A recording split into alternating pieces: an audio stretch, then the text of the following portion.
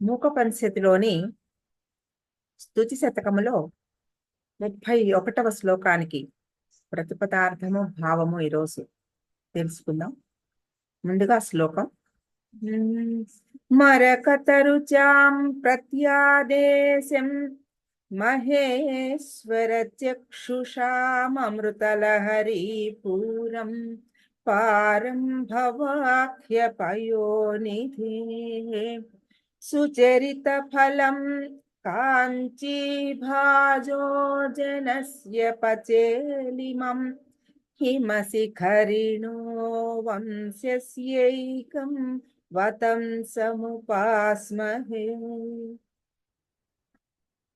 మరకత రుచాం అంటే మరకత మణి కాంతులకు, రుచాం అంటే కాంతులు, ప్రత్యాదేశం తిరస్కారమైనట్టు, తిరస్కరించునట్టు, మహేశ్వర శివుని యొక్క చక్షుషాం కన్నులకు అమృతలహరీ పూరం అమృత తరంగ ప్రవాహమైనట్టు, భవాఖ్య పయోనిధే. భవ అఖ్య, అఖ్య అంటే కాల్డ్, సంసారం అనే, పయోనిధే సంసారం అని పేరు గల సముద్రమునకు పారం అవతలి ఒడ్డైన కాంచీభాజ కాంచీనగర నివాసి అయిన జనస్య జనము యొక్క లేదా మానవుని యొక్క పచేలిమం పండిన పరిపక్వమైన సుచరిత ఫలం పుణ్యమునకు ఫలితమైనట్టు, హిమశిఖరిణ హిమవంతుని యొక్క హిమవత్ పర్వతము యొక్క వంశస్య వంశమునకు ఏకం ఒకే ఒక వతంసం శిరోభూషణమును ఉపాస్మహే సేవించుచున్నాను, ధ్యానించుచున్నాను. అంటే ఇవన్నీ మరకతరుచాం ప్రత్యాదేశం అది ఒక అడ్జెక్టివ్. తర్వాత మహేశ్వర చక్షుషాం అమృతలహరీ పూరం ఇది ఒకటి. తర్వాత పారం భవాఖ్య పయోనిధే ఇది ఒక మాట. తర్వాత సుచరిత ఫలం కాంచీభాజో జనస్య పచేలిమం. కాంచీభాజో జనస్య అంటే కాంచీ నగరాన్ని చేరిన జనుడి యొక్క పచేలిమం సుచరిత ఫలం పండిన ఆ ఫలితం యొక్క, హిమశిఖరిణో వంశస్ ఏకం ఆ హిమవంతుని హిమనగము యొక్క ఒకే ఒక ఆ వతంసం అంటే శిరోభూషణం, ఆ ఉపాస్మహే నేను సేవించుతున్నాను అని ఈ ఎడ్జెక్టివ్స్ అన్ని చెప్పారు అమ్మవారికి. ఇవన్నీ అన్నమాట ఒక్కొక్కటి. మరకతమణులకు తిరస్కారం అంటే మరకతమణి యొక్క క్వాలిటీస్ తెలుసుకోవాలి మనం ముందు. తర్వాత రెండవది ఏంటి, శివ నేత్రములకు అమృత ప్రవాహం. ఆయన కంటికి ఒక అమృత ప్రవాహం. శివుడు అంటే మనం ఒక సాధకుడిగా, శివుడు ఆదియోగి, ఆయన ఒక యోగ సాధకుడు.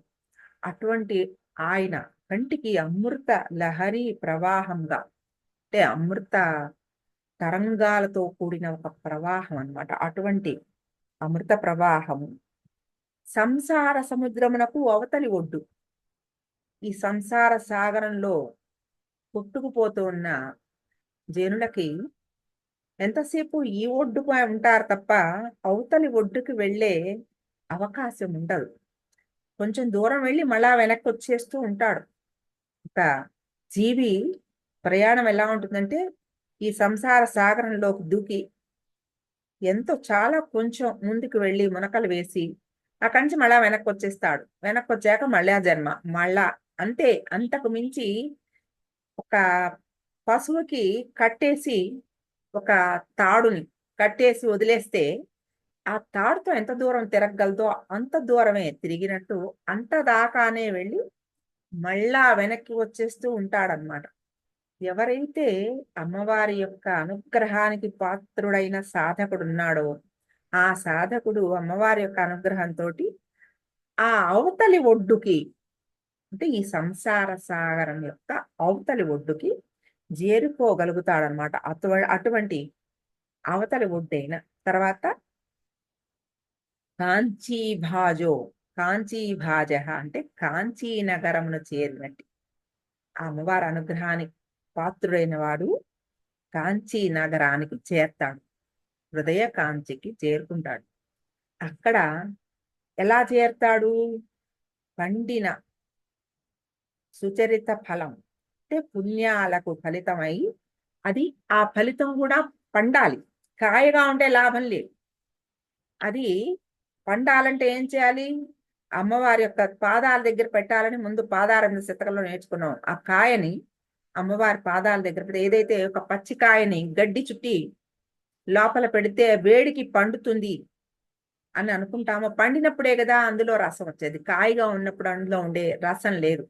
రసం ఎప్పుడు వస్తుంది? పండినప్పుడు వస్తుంది. కాబట్టి అటువంటి పండాలి అంటే మనం గడ్డి చుట్టి ఏదో బియ్యం డ్రమ్లోనో ఎందులో పెట్టినట్టు ఆ వేడి తగిలేట్టుగా చేసినట్టు అమ్మవారి పాదాల దగ్గర పెట్టినప్పుడు అది పండి పరిపక్వం అయ్యి అందులో నుంచి ఆ రసం వస్తుంది, ఆ భక్తి రసం. అటువంటి ఆ కాంచీ నగరానికి చేరి ఎలా చేరాడు? పండిన ఆ పుణ్యాల ఫలితంగా కాంచీ నగరానికి చేరిన ఆ ఆ అమ్మవారిని, ఆవిడెవరు? హిమశిఖరిణో వంశస్ ఏకం వతంసం. ఆ హిమశిఖరానికి ఒక్కటే ఒక్క మణిదీపం. అటువంటి ఆ శిరోభూషణం, ఆ శిరోభూషణమైన అమ్మవారిని నేను సేవించుచున్నాను అని ఇందులో ఆయన చెప్పారు. అయితే మరకతరుచ అనే మాటకి చాలా అర్థం మనం ఇక్కడ తెలుసుకోవాలి. మరకతం అంటే ఆకుపచ్చ రత్నం, అది ఎమరాల్డ్ అంటాం కదా, అటువంటిది అనమాట. అదనమాట అది పచ్చ లేదా మరకతం. ఈ మరకతానికి ఉన్న ప్రత్యేక లక్షణం ఏమిటంటే ప్రేమ, వాత్సల్యం, కరుణ, పునర్జన్మ, అదృష్టం ఇలాంటివన్నీ కూడా ఆ మరకతం కల్పిస్తుందిట. మనకి ఉన్న ఈ నవరత్నాలు నవగ్రహాల శాంతికి పెట్టుకోమని చెప్తారు. అందులో ఈ మరకతానికి ఉన్న లక్షణాలు ఏమిటంటే మనలో ఆ ఇమోషనల్ అంటే భావోద్వేగాన్ని సమతుల్యత అంటే మనని కొంచెం ఆ భావోద్వేగాలు మనలో కోపం వచ్చినా, కష్టం వచ్చినా, బాధ వచ్చినా, దుఃఖం వచ్చినా, ఏది వచ్చినా దానిని సమంగా తీసుకోగలిగిన ఒక సమతుల్యత, బ్యాలెన్స్, బ్యాలెన్స్ ఆఫ్ ఎమోషన్స్, ఇవన్నీ కూడా ఆ మరకతం పచ్చ కల్పిస్తుందిట. తర్వాత కమ్యూనికేటివ్ స్కిల్స్, మాటలలో ఒక స్పష్టత, ఆ clarity of speech, clarity of thought, ఆలోచనలో స్పష్టత, మాటలో స్పష్టత, అవి కూడా ఈ మరకతం వల్ల సిద్ధిస్తాయట. తర్వాత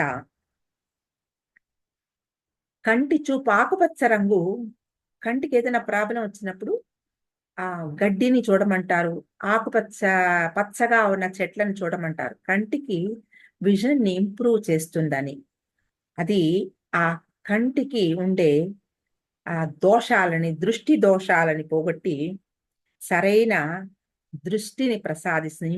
ఆ దృష్టిని, విజన్ ఇంప్రూవ్ చేస్తుంది అనమాట. తర్వాత రెస్పిరేటరీ హెల్త్, లంగ్స్, ఊపిరితిత్తుల సంబంధమైన అనారోగ్యాలని పోగొడుతుందని. తర్వాత ఆకుపచ్చ రంగు హృదయ చక్రానికి, అనాహత చక్రానికి సంబంధించినది, బుధుడికి సంబంధించినది. కాబట్టి ఈ ఆకుపచ్చ రంగు హృదయానికి సంబంధించిన అనారోగ్యాలని దూరం చేస్తుందని, ఇవన్నీ కూడా ప్యాంక్రియాస్ ఆరోగ్యాన్ని, లివర్ ఆరోగ్యాన్ని, ఇవన్నిటికీ కూడా ఆ ఈ మరకతం మణి ఎవరైతే ధరిస్తారో వాళ్ళకి ఈ లక్షణాలన్నిటినీ కూడా, తర్వాత ఆ ఎవరైతే ధరిస్తారో వాళ్ళలో చాలా ఒక ప్రేమ, ఒక విధేయత, విశ్వసనీయత అంటే లాయల్టీ, ఇవన్నీ కూడా ఆ ఆ రాయి యొక్క లక్షణాలన్నమాట. అంటే ఆ రాయిని పెట్టుకుంటే ఆ లక్షణాలన్నీ ఆ ధరించిన వాళ్ళలో గూడా కలుగుతాయి. తర్వాత రీబర్త్ అండ్ ఫెర్టిలిటీ. రీబర్త్ అంటే పునర్జన్మ. పునర్జన్మ అంటే ఏమిటి? అప్పుడు ఈ తర్వాత జన్మ ఏమొస్తుందో మనకేం తెలుసు? కాదు. ఇప్పుడే ఈ జన్మలోనే పునర్జన్మ అంటే ఏమిటి? ఇక్కడ దాకా ఒక జీవితం, ఇక్కడి నుంచి ఒక ఆలోచనలు మారి వేరే ఆలోచనతో పునర్జన్మ. ఆ రీబర్త్ అండ్ ఫెర్టిలిటీ అంటే ఏమిటి? ఆలోచనలలో ఒక సారవంతమైన ఒక ఆలోచనలు. అటువంటి ఆలోచనల్ని కలిగింపచేయడం. Unconditional love. హార్ట్ చక్రాకి సంబంధించింది ఏమిటంటే ప్రేమ. అది అన్‌కండిషనల్. ఈ దేని పట్ల మనకి అకారణం అన్నమాట. దానికి మనం అవతల వాళ్ళనికి ఏమన్నా ఇస్తున్నప్పుడు మనం ఏదో ఆశించకుండానే ఎలాగైతే పిల్లల పట్ల ఉంటుందో ఒక ప్రేమ, ఆ ప్రేమ, అటువంటి ఆ ప్రేమ, ఇవన్నీ కూడా ఈ పచ్చ ఆ రాయి యొక్క లక్షణాలన్నమాట. ఈ రాయి మనకున్న కొన్ని దురదృష్టాలను గూడా పోగొట్టి మనకు అదృష్టాన్ని తెచ్చిపెడుతుందట. తర్వాత పూర్తి మనకున్న ఎన్నో కష్ట నష్టాలను పోగొట్టి గుడ్ లక్, అదృష్టాన్ని తెచ్చిపెడుతుంది. ఇలాంటివన్నీ కూడా ఈ పచ్చకి ఉన్న లక్షణాలన్నమాట. లోపల ఈ ల్ ముందర చెప్పాను కదా! భావోద్వేగాలన్నిటిని కూడా ఎమోషనల్ బ్యాలెన్స్ చేస్తుందని. అంటే ఒక లోపల ఇవన్నీ ఎప్పుడైతే మనలో బ్యాలెన్స్ ఆఫ్ మైండ్ వచ్చిందో, ఒక శాంతి మనలో పెరుగుతుంది. ఏదో ఒక తాపత్రయం, ఒక కష్టము, బాధ ఇలాంటి ఒక ఎమోషన్ వచ్చినప్పుడు, ఆ ఎమోషను మనలో ప్రశాంతంగా ఉండనీయకుండా ఇబ్బంది పెడుతూ ఉంటుంది. అటువంటివి ఆ ఎమోషన్స్ తగ్గిపోయి ఒక సమస్థితి వచ్చినప్పుడు ప్రశాంతత పెరుగుతుంది కదా! అటువంటి ఆ ప్రశాంతత. రెండోదేంటి కమ్యూనికేటివ్ స్కిల్స్ అని చెప్పాను. ప్రకటనా సామర్థ్యం, స్పష్టత. ఇవి చెప్పాలి అనుకున్న విషయాన్ని క్లియర్‌గా చెప్పగలిగిన ఒక నైపుణ్యం. ఆ భావ ప్రకటన నైపుణ్యం. తర్వాత ఆలోచనలో మన భావ ప్రకటన కరెక్ట్‌గా చెయ్యాలి అంటే ఫస్ట్ మనకు కావాల్సిందేమిటి? ముందర మన ఆలోచన క్లియర్‌గా ఉండాలి. మనమేం ఆలోచిస్తున్నామో, ఏం చెప్పాలనుకుంటున్నామో అది మన లోపల క్లారిటీ ఉండాలి కదా! ఆ క్లారిటీ ఎప్పుడు ఇంప్రూవ్ అవుతుందో, మనం చెప్పే ఆ ఎక్స్‌ప్రెషన్ గూడా క్లియర్ అవుతుంది. కాబట్టి ఈ ఆ ఆలోచన సామర్థ్యాన్ని పెంచుతుంది. తర్వాత భావ నైపుణ్యతని పెంచుతుంది. తర్వాత ఆలోచనల్లో మార్పుని చాలా ఈజ్ చేస్తుంది. అంటే మనం కొన్నిటికి ఇది ఇలాగే జరగాలి అని మనలో ఒక అలా అలవాటు పడిపోయి ఉంటాం కాబట్టి, ఇది ఇలాగే జరగాలని మనలో ఒక ఆహ్, పట్టుదలగా అనిపిస్తూ ఉంటుంది. ఇది ఇలాగే జరగాలి అని. ఇది ఇంతే ఇలాగే ఉంటుందని. ఈ ఆలోచనని మార్చుకోవాలంటే మన లోపల ఆహ్, ఆ మార్పు చేసే విధానంలో ఉండే విషయాన్ని గ్రహించగలిగిన ఒక నేర్పు రావాలి. మార్చినందువలన లాభం ఉంటుందేమో! అసలు ముందు అది యాక్సెప్ట్ చేయాలి. అలా కాకుండా లేదు లేదు లేదు నాకు ఇలాగే ఇది ఇలాగే ఇంతే. నేను దీన్ని ఇంక మార్చను. ఇది ఇలా జరగవలసిందే అనే లోపల ఒక మొండి పట్టుదల ఉంటుంది. ఆ మొండి పట్టుదల నుంచి ఆ జీవిలో ఒక మార్పుని తీసుకురాగలుగుతుంది ఈ పచ్చ. అంటే దేని పట్లైనా ఒక మార్పుని ఈజీగా ఆహ్వానించగలిగిన ఒక శక్తి. అది సులభతరం చేస్తుందనమాట మనకి. ఆ ఆలోచనని నేను మార్చుకోవాలి అనేది. తర్వాత రక్షణ. దురదృష్టాన్నించి రక్షిస్తుంది. తర్వాత చుట్టూ ఉండే ఎన్నో నెగటివిటీస్, ఆ నెగటివిటీస్ నుంచి, ప్రతికూల శక్తుల నుంచి మనకొక రక్షణని కల్పిస్తూ ఉంటుంది. ఆధ్యాత్మిక వృద్ధి. ఇది హార్ట్ చక్రాక్ అని చెప్పా కదా, అనాహత చక్రానికి సంబంధించిన రంగు ఆకుపచ్చ. ఈ అనాహత చక్రానికి సంబంధించి ఇది ఆధ్యాత్మికత ఈ అనాహత చక్రానికి చాలా కనెక్ట్ అయి ఉంటుంది. ఇది బుధ గ్రహానికి సంబంధించిన రంగు. ఈ పూర్తి హోలిస్టిక్ అంటారంటే పరిపూర్ణమైన ఒక మార్పు, ఒక సాఫల్యత, ఇవన్నీ కూడా ఈ జెమ్ స్టోన్ ఎమరాల్డ్ తోటి పచ్చతో సాధ్యం అవుతుందని. అనాహత చక్రానికి సంబంధించి మనకి అవయవాలు ఏమున్నాయి అక్కడ, మనకి లంగ్స్, ఊపిరితిత్తులు, గుండె, తర్వాత రక్త ప్రసరణ, అటు కనెక్టెడ్ లివరు, ప్యాంక్రియాస్, అంటే మణిపూర్ చక్రానికి సంబంధించిన అవి దగ్గరగా ఉన్నాయి అక్కడ. ఇవన్నీ కూడా ఆ మణి, ఆకుపచ్చ మణితోటి, ఆ మరకతంతోటి ఇవన్నీ కూడా బాగుపడతాయట. ఏ సాధకుడైతే ఈ పచ్చని ధరిస్తాడో అటువంటి ఆ సాధకుడి తన ఆధ్యాత్మిక ప్రయాణంలో మనకి కావాల్సిన సాధనకి, అంటే ఒక గుర్రానికి జీన్ వేస్తారు, ఎందుకంటే అది అటు ఇటు చూడకుండా దాని దారిలోనే అది వెళ్ళడానికి. అలాగా ఇది మనకి ఒక సాధకుడికి ఎలా సహాయం చేస్తుందంటే, దృష్టి అటు ఇటు మళ్ళకుండా తన సాధన మార్గంలో ముందుకు వెళ్ళడానికి, ఒక పురోగతి అంటే ఆ ప్రోగ్రెస్ సాధించడానికి ఈ మరకతం సహాయం చేస్తుంది. తర్వాత దృష్టి, ఇందాక చెప్పాను కదా, ఒక దృష్టిలో ఒక మంచి మార్పునిస్తుంది. ఇవన్నీ కూడా తర్వాత మనలో హార్ట్ చక్రాకి సంబంధించి థైమస్ గ్లాండ్ ఉంది. ఈ థైమస్ గ్లాండ్ మామూలుగా పనిచేస్తే ఇమ్యూనిటీ సిస్టమ్ చాలా అద్భుతంగా ఉంటుంది మనిషిలో. అది ఇప్పుడు పనిచేయట్లే ఆ థైమస్ గ్లాండ్ మనిషిలో, అది బాగా డార్మెంట్ అయిపోయింది. అది ఉన్నప్పుడు ఇదివరకు మునులు, ఋషులు, వాళ్ళకి తిండికి కూడా అవసరం ఉండేది కాదు. దాని ఇలా ఇక్కడ ఉంటుంది, అది ఇలా ట్యాప్ చేస్తే ఇలా చేసేవాళ్ళట. చేసినప్పుడు అది యాక్టివేట్ అయ్యి అది సెక్రెట్ చేసే హార్మోన్స్ వలన తిండి కూడా అవసరం లేని ఒక స్థితి. తర్వాత లోపల నుంచి ఒక అద్భుతమైన శక్తి, రోగ నిరోధక శక్తి, ఇవన్నీ కూడా ఆ ఆ గ్లాండ్ వల్ల వస్తాయని, థైమస్ గ్లాండ్ వల్ల. ఇప్పుడు అది యాక్టివ్గా లేదు. ఇప్పుడు అందుకే లాఫ్టర్ థెరపీ అని చెప్తూ ఉంటారు. నవ్వుతూ ఉంటే గట్టిగా హాహాహా నవ్వినప్పుడు ఆ మస్కులర్ యాక్టివిటీస్ వలన ఆ గ్లాండ్ యాక్టివేట్ అయ్యి అది పనిచేసి అది హార్మోన్స్ సెక్రెట్ చేసి లోపల ఇమ్యూనిటీ సిస్టమ్ని పెంచుతుందని చెప్తారు. అటువంటి ఆ ఇమ్యూనిటీ సిస్టమ్ని కూడా ఈ మరకతం పెంచగలుగుతుందిట. తర్వాత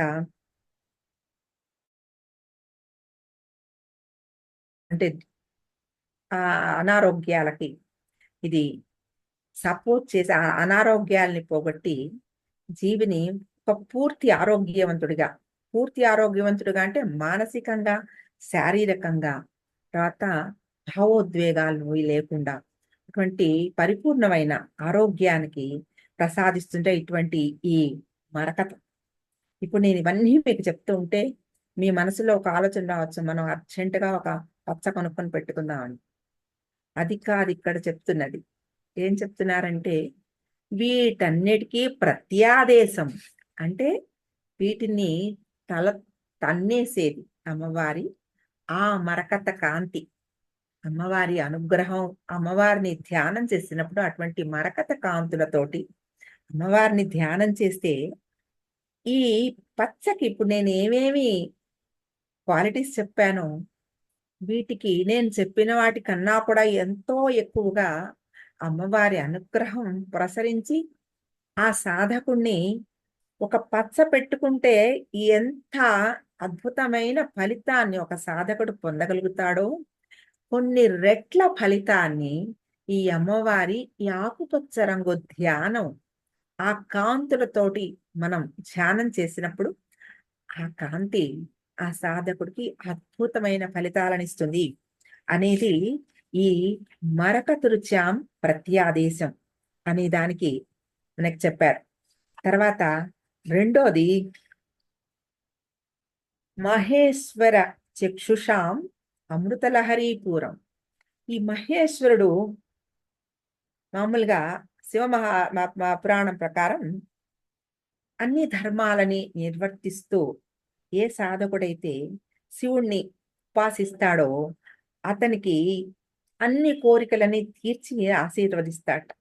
తర్వాత ఏదైనా ఒక గ్రహం అనుకూలంగా లేకపోతే మీ అందరికీ కూడా తెలుసు, ఎప్పుడైనా గ్రహస్థితి సరిగ్గా లేనప్పుడు రుద్రాభిషేకం చేసుకోమని చెప్తారు.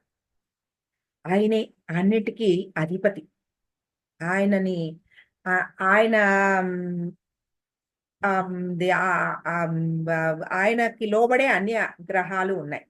ఆయన అనుగ్రహం ఉంటే ఏ గ్రహము ఏమీ ఇబ్బంది పెట్టదు.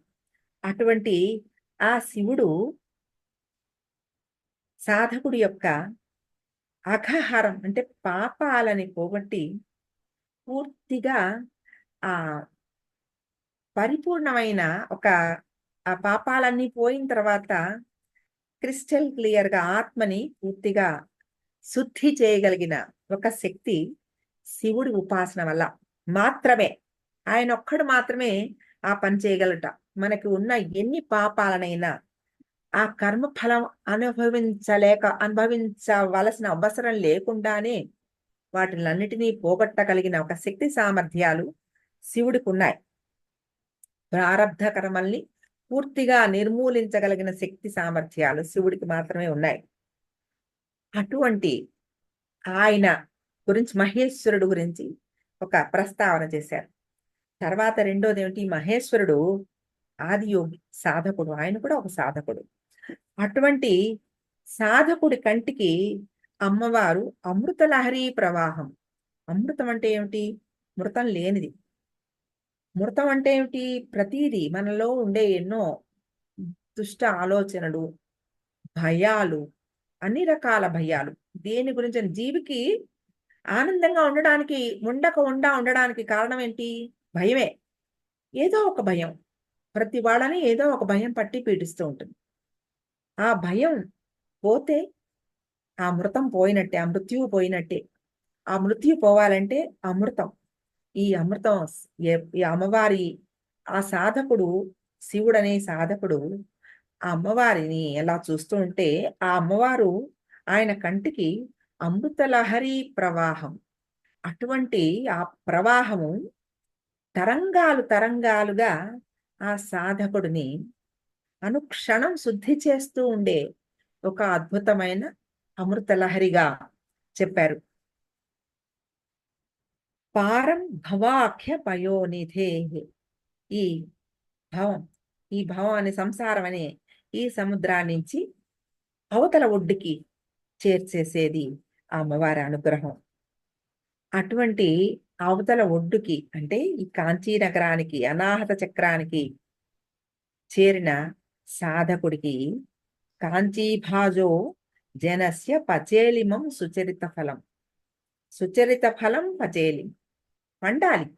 ఆయన ఏ సాధకుడైతే ఈ సాధన చేస్తూ అమ్మవారి ఆ కటాక్షాన్ని పొందాలని తాపత్రయపడుతున్నాడు, ఆ యొక్క కర్మ ఫలం పండాలి. ఇప్పుడు పండిపోయింది. ఎలా? మహేశ్వరుడి కటాక్షంతో. కాబట్టి ఆ పండిన ఫలం ఎవరు? హిమశిఖరిణో వంశస్య ఏకం పతంసం. అటువంటి ఆ మరకత కాంతితో విరాజిల్లుతున్న ఆ అమ్మవారు ఆయన కంటికి కనబడింది. అటువంటి ఆ మరకత కాంతిని నేను ఉపాసిస్తున్నాను. నాకు అలా ఆ అమ్మవారు ఆ రంగుతోటి నాకు కనబడుతోంది. ఆ మరకతమణి కాంతులతో ఉన్న ఆ అమ్మవారిని నేను ఉపాసిస్తున్నాను అని ఇందులో చెప్తున్నారు. కాబట్టి ఈ మరకత కాంతులు అనేప్పటికీ మనకి ఈ మరకతమణి యొక్క ఈ అన్ని లక్షణాలు ఎందుకు తెలుసుకున్నాం మనం? ఈ మరకత కాంతిని మించిన కాంతి ఆవిడది. ఒక చిన్న రాయి, ఆ రాయికే ఇంత బలం ఉంటే ఆ రాయి ఆవిడ సృష్టి అదంతా. ఇంకా ఆవిడ దగ్గర ఉన్న శక్తి ఎంతటిది. అటువంటి అద్భుతమైన ప్రేమపూరితమైన అంటే ఒక జీవి సాధన మార్గంలో ముందు సాధించవలసింది ఏమిటి? ప్రేమ, కరుణ, వాత్సల్యం ఇవన్నీ కూడా అన్‌కండిషనల్‌గా మనం అవతల వాళ్ళ నుంచి ఏమీ ఆశించకుండా చేసే ఎంతో ఒక మంచి ఆ మార్పు ఇవన్నీ సాధనలో మొదటి మెట్టుగా సాధకుడు పొందాలి. చుట్టూ ఉన్న ప్రతి వాళ్ళలోనూ ఆ తన చూసుకోగలగాలి. వాళ్ళకి తనలో వాళ్ళ ప్రతిబింబాన్ని చూపించాలి. అటువంటి అద్భుతమైన ఆ సాధన మార్గంలో వెళ్తూ ఆ ప్రేమ అంటే ఈ హృదయ అనాహత చక్రం గురించి చెప్తున్నారు కాబట్టి, ఆకుపచ్చ రంగు గురించి చెప్పారు కాబట్టి, ఇక్కడ మన హృదయస్థార విప్రఖ్య అని మనం చెప్పుకున్నట్టు, ఆ ఆకుపచ్చ రంగుకు సంబంధించిన హృదయ కమలం నుంచి, అనాహత చక్రం నుంచి అటువంటి ఆ ప్రేమని అనాహత చక్రానికి కనెక్టెడ్ అయ్యి చేతులు కూడా. అంటే ఈ చేతులతో మనం ఇవ్వడం, పుచ్చుకోవడం ఇవన్నీ కూడా చేసేది మనం మానసికంగా కొన్ని భావాలని హృదయానికి అవతల వాళ్ళతో మనం మాట్లాడకపోయినా కూడా మన చేతలతోటి, మన చేతులతోటి మనం వాళ్ళకి ఎంతో ఒక ధైర్యాన్ని, రక్షణని మనం కల్పించగలుగుతాం. చెయ్యి స్పర్శతో కూడా మనం అవతల వాళ్ళకి ఒక ధైర్యాన్ని సమకూరుస్తాం. అది కూడా అనాహత చక్రానికి సంబంధించిన ఒక అవయవమే చెయ్యి. ఇవ్వడం, పుచ్చుకోవడం. ఇవి 2 కూడా to receive generously, you have to give generously. ఇవి 2 మనకి ఎడం చెయ్యి తీసుకునేదైతే కుడి చెయ్యి ఇచ్చేది. 2 సమంగా ఉండాలి. సమతుల్యత ప్రతి దానిలో కూడా. నేను అవతల వాళ్ళ దగ్గర నేను ఇస్తాను తప్ప నేను పుచ్చుకోను అనే భావం తప్పు. నేనెప్పుడూ నాకు ఇస్తూనే ఉండు. నేనేమి ఇవ్వను. ఎవరికీ ఏమి ఇవ్వను అనేది కూడా తప్పు. ఇవన్నీ హృదయ రోగాలకి హార్ట్‌కి సంబంధించిన డిసీజెస్‌కి లీడ్ చేస్తాయి. మనలో ఉన్న ఆలోచన వల్లనే మన అనారోగ్యాలు. మనకొచ్చే ఫిజికల్ ఎయిల్మెంట్స్ అన్నీ కూడా మెంటల్ థాట్ ప్రాసెస్ వల్ల వచ్చేవే. కాబట్టి ఈ అనారోగ్యాలన్నిటినీ మనం పోగొట్టుకోవాలంటే ఆ ఆ విధమైన సాధన మనందరికీ కూడా చాలా ముఖ్యం. అటువంటి ఆ సాధకుడిగా మనం పండి ఆ హృదయ కాంచి నగరానికి చేరాలి. అక్కడ ఫలితాన్ని మనం పొందాలి. ఇది వారి శ్లోకంలో మనకి చెప్పిన విషయం. మరకతరుచాం ప్రత్యాదేశం మహేశ్వర చక్షుషామృతలహరీపూరం పారం భవాఖ్య పయోనిధే సుచరిత ఫలం కాంచీభాజో జనస్య పచేలిమం హిమశిఖరిణో వంశస్యైకం వతం సముపాస్మహే.